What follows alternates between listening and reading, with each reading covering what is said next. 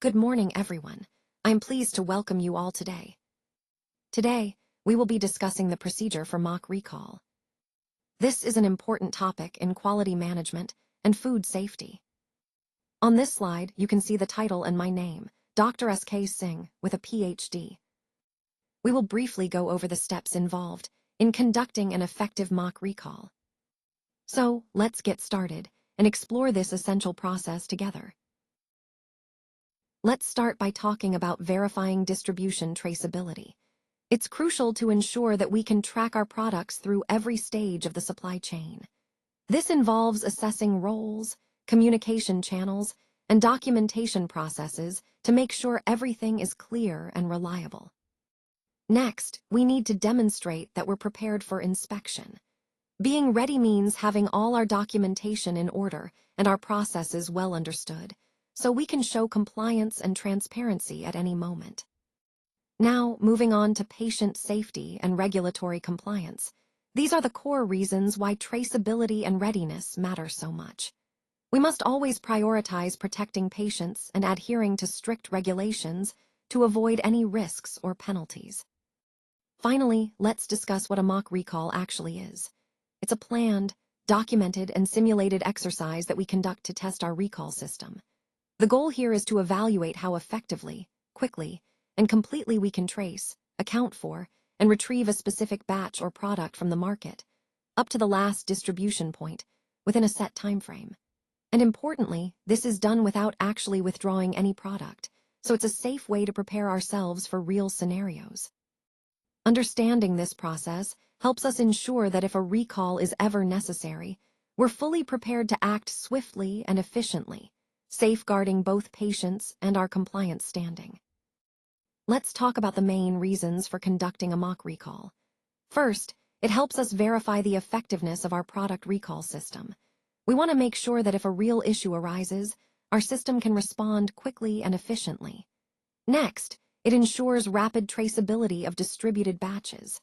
Being able to quickly identify and locate specific batches is crucial to minimize risks and protect patients. Additionally, a mock recall allows us to assess the roles involved, the communication channels, and the documentation readiness. It's important that everyone knows their responsibilities and that our documentation supports swift action. We also need to keep in mind the regulatory expectations, especially regarding patient safety and compliance.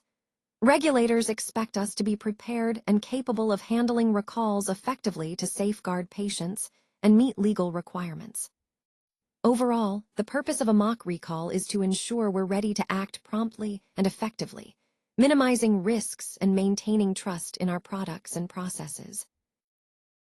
Let's take a closer look at some of the key regulations and standards that guide our distribution and recall processes. Starting with the U.S. FDA, specifically 21 CFR 211.15, this regulation emphasizes the importance of maintaining detailed distribution records. These records are crucial for tracking where our products go and ensuring traceability in case of issues. Moving over to the EU, GMP Chapter 8 focuses on handling complaints and managing product recalls. It's designed to ensure that any problems are swiftly identified and addressed, minimizing risk to patients and consumers. Both the US and EU standards underscore the importance of having robust systems in place for product distribution and recall management. In addition to these, the WHO TRS and PIC-S GMP requirements provide a global perspective. They emphasize the need for consistent quality systems and effective recall procedures across different markets and regulatory environments. Now, the ICH Q10 guidelines introduce the concept of a pharmaceutical quality system, or PQS. This is a comprehensive approach to quality management that integrates all aspects of our operations, including distribution and recalls. One critical aspect of a strong PQS is testing the recall system periodically through mock recalls. These simulated exercises help us identify gaps, improve our response times, and ensure that our recall procedures are effective when truly needed. Overall, regulatory expectations across these standards highlight the importance of having a proactive, well-tested recall system. It's about being prepared, maintaining transparency, and ultimately protecting patient safety and product integrity. Let's take a closer look at the scope of our mock recall. This slide focuses on finished products, including both commercial and validation batches. These are the actual products that reach the market, whether for sale or validation purposes. We consider products destined for both domestic and export markets, covering all dosage forms, tablets, liquids, patches, you name it. It's important to note that our scope includes not just the products themselves, but also the entire supply chain. This means wholesalers, distributors, and depots are all part of what we're tracing. We want to ensure full visibility across the distribution network to quickly identify and manage any issues. Another key point is that our traceability isn't limited to physical products. It extends to electronic records and documentation, everything from batch records to shipping logs. This comprehensive approach helps us maintain a clear, accurate trail of where each product has been, which is essential during a mock recall or actual recall situation. Overall, this scope ensures we're prepared to trace and recall products efficiently, safeguarding patient safety and regulatory compliance. It aligns with our goal of building a robust recall process that covers all critical aspects of our supply chain. Let's take a moment to look at the key roles and responsibilities involved in managing recalls. First, we have the recall coordinator or QA head, who is essentially the point person responsible for leading the recall process. This role is crucial to ensure that actions are coordinated smoothly and efficiently. Next, there's the recall committee, which includes representatives from QA, QC, production, regulatory, and supply chain. This diverse team ensures that all aspects of the recall are considered, from quality and regulatory compliance to logistics and supply management. Their collaborative effort is vital for a comprehensive response. The warehouse and distribution teams also play a critical role.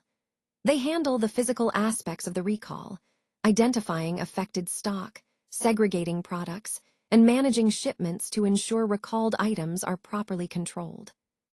Management oversight and approval are also essential components.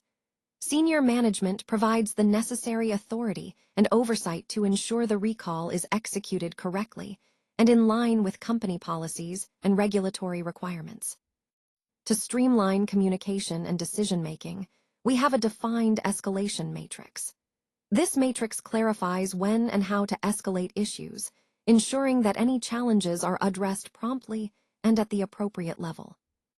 All these elements, roles, responsibilities, and structured communication, are designed to create a clear, coordinated approach to recall management. When everyone understands their role and the processes in place, we can respond more effectively, minimizing risks and protecting both consumers and our brand. Let's talk about the importance of conducting our mock recalls regularly. Ideally, this should happen at least once a year, or more frequently if our SOP specifies. The key is to keep our recall process fresh and effective. It's also crucial to perform an additional mock recall whenever we make major changes to our processes or products.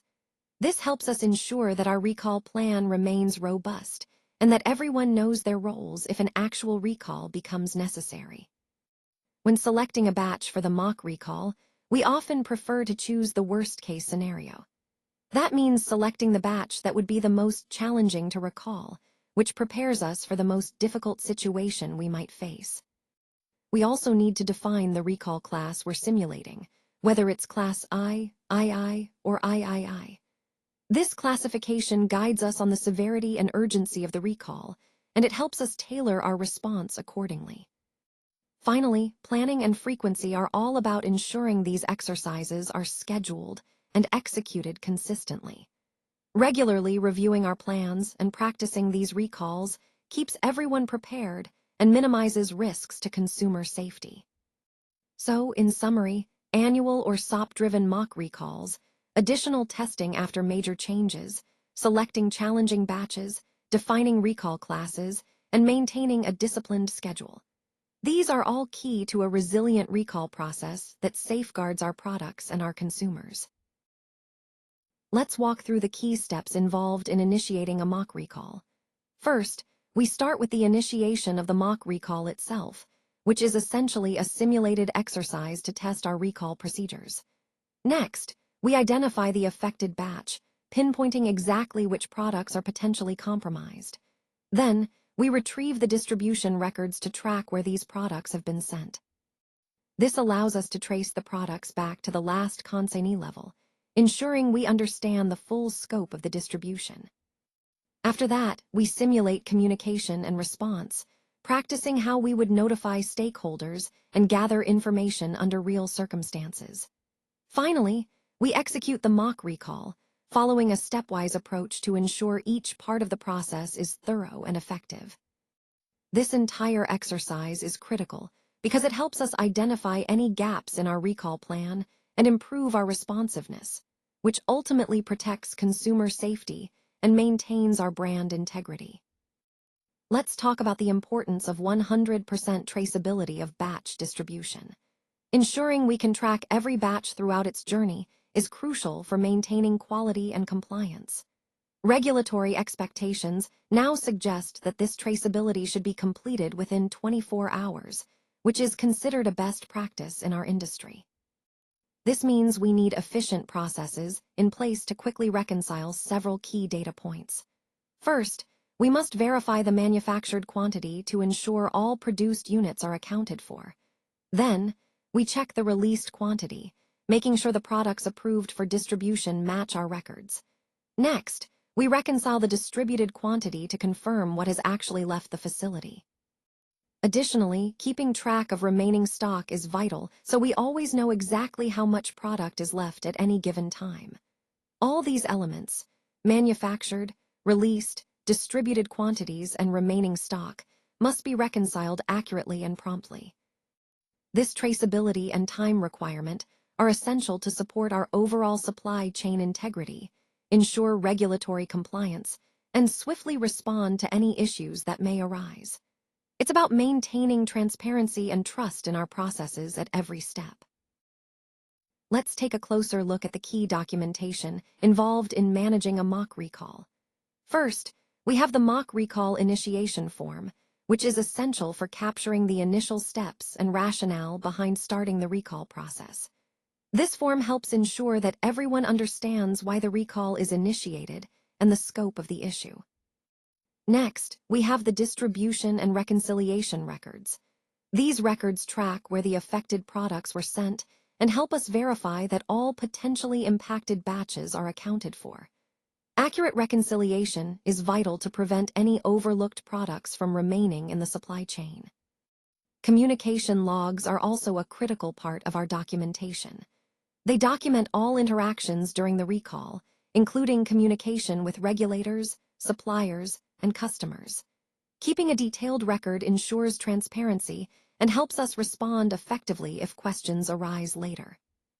The summary report and conclusions summarize what we found during the recall, the actions taken, and any lessons learned. This report provides a comprehensive overview and is key for continuous improvement. Management review documentation is another important aspect. It involves senior leadership reviewing the entire recall process, assessing what went well, what could be improved, and ensuring accountability. Finally, all these pieces, documentation and records, tie together to create a clear, traceable, and transparent record of the entire recall process. They are fundamental to demonstrating compliance and improving future responses, reinforcing the overall theme of effective recall management. Let's now look at some key metrics to evaluate the recall exercise. First, the percentage of traceability achieved gives us a clear indicator of how well we've been able to track and identify critical information. Next, the time taken to complete the recall exercise is important because it reflects our responsiveness and efficiency under pressure. We also need to consider any gaps in records or communication, as these can hinder our ability to respond swiftly and accurately. Another crucial factor is the effectiveness of our standard operating procedures and the team's readiness. Are our protocols clear, And is the team prepared to execute them effectively? Compliance with regulatory expectations is also vital. It ensures that we're meeting all required standards and maintaining trust with regulators and stakeholders. Finally, we evaluate these aspects against specific criteria and acceptance levels we've set. This helps us determine whether our recall process is robust and ready for real-world situations, connecting all these points to the broader goal of ensuring product safety and regulatory compliance. Let's now look at how we identify deficiencies within our processes. This step involves thoroughly detecting areas where performance isn't meeting expectations. Once we've pinpointed these gaps, the next crucial step is root cause analysis. Understanding why these issues are occurring allows us to target the underlying problems effectively. Based on these insights, we move into CAPA planning and implementation, where we develop targeted corrective and preventive actions to address the root causes.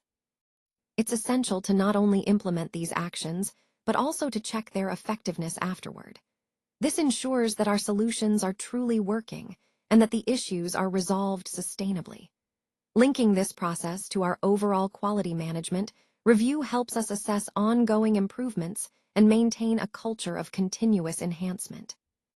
Ultimately, CAPA and continuous improvement are integral to ensuring our processes are not only compliant, but also optimized for quality and efficiency. Mock recall is such a vital part of our GMP compliance toolkit. It really helps us demonstrate that we have control over our entire supply chain. When we regularly perform these exercises, it not only shows that we're prepared, but also significantly enhances patient safety and boosts regulatory confidence in our processes. By consistently testing our recall systems, we ensure they remain robust and effective. Think of it this way: a strong mock recall means we have a strong overall quality system in place. And this directly ties into our overall goal of inspection readiness. Being prepared for inspections isn't just about having the paperwork right, it's about showing that our systems work effectively under pressure. So, in essence, conducting regular mock recalls solidifies our control, keeps us compliant, and ultimately protects our patients and our reputation. For further support, please feel free to contact us. We're here to help with any questions or additional information you might need. Thank you so much for your time and attention today. We appreciate your interest and look forward to connecting with you soon.